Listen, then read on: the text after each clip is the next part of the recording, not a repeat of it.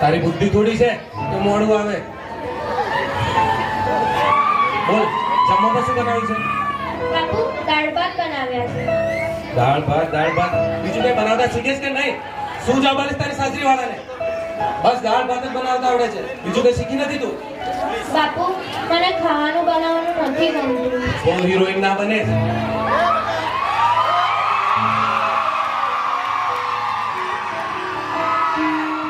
જો આજે તારા લગ્ન માટે છોકરો જોઈને આવ્યો છું. જલ્દી ચા કરવાનું છે. જલ્દી ઘરના કામકાજ શીખી જા. છોકરાવાળાને હું વાત નક્કી કરીને આવ્યો છું. બાપુ પહેલા તમારી છોકરીને તો જોઈ લો. મારી ઉંમર જ શું છે બાપુ? એટલે મારી સામે આટલી બકબક કરે છે. હજુ કેટલી ઉંમર જોઈએ તારે?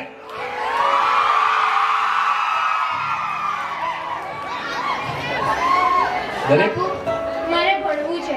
મારે ભણી ગણીને મોટી વ્યક્તિ બની પોતાના પગ પર ઊભું રહેવું છે. આ તારા પગ અહીંયા જ ભાગી નાખે છું.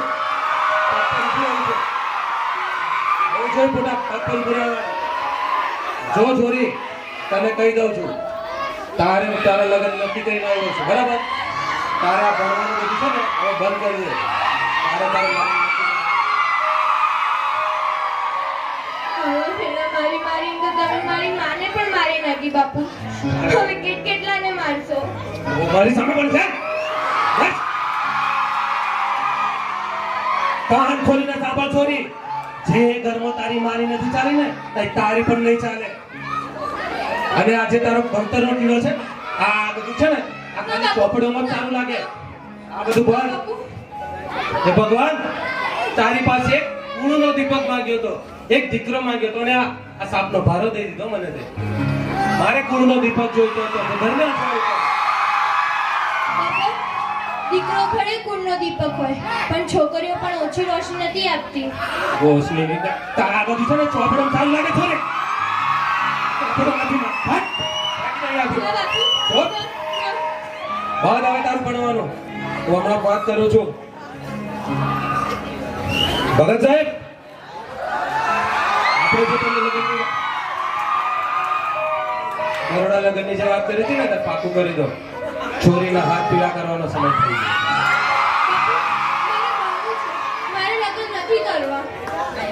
છોરી, હવે તારે જે ભણવું હોય ને એ તારા સાસરી વાળા જાણે ને તું જાણે. તારે હવે તારે મારા માથાનો ભાર નથી બનવાનો, સમજી લીધો?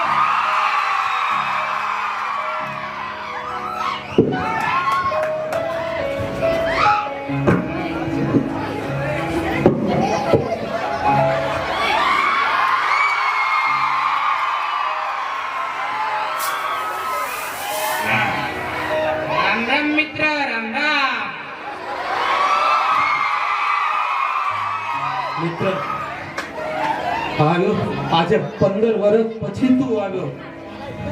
મારા દારૂ પીપીને તે તારી આખી જિંદગી બરબાદ કરી નાખી છે.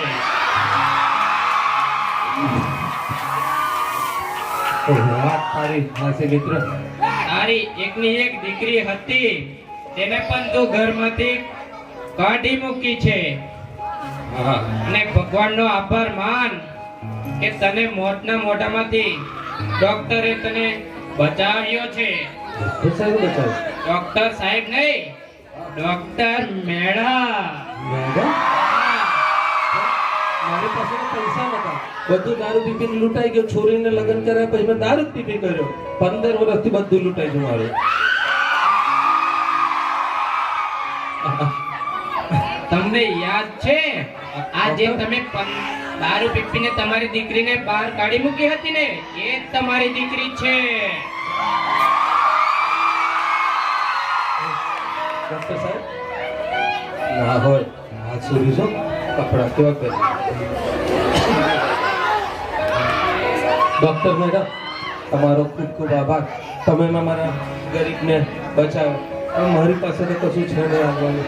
હું તમને હું આલું? બસ એક વચન કે દીકરીને કોઈ દિવસ સાપનો ભારો ન સમજવો. બાપુ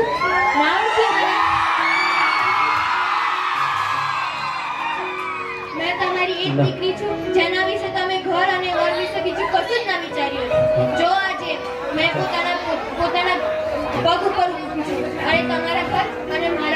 એને સંભાળું છું.